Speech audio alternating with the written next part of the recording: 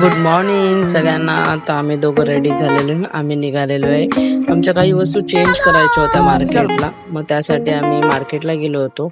वस्तू चेंज केल्या. मग घरी आलो. दित्याला मी खेळणी घेतली होती, बस आणि विमान. हे बघा, दित्या राहिली बाजूला, तर मामाच ते खेळणी खेळत बसला होता.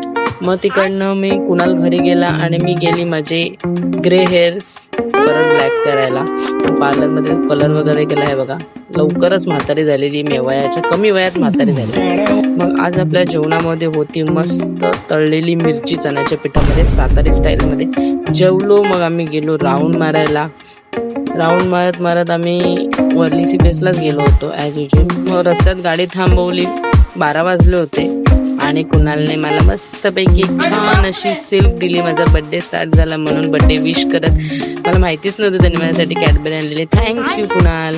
आजचा ब्लॉग आपला इथपर्यंतच आहे. बाकी उद्या भेटू स्पेशल ब्लॉगमध्ये, माझ्या बर्थडे ब्लॉगमध्ये. Bye bye.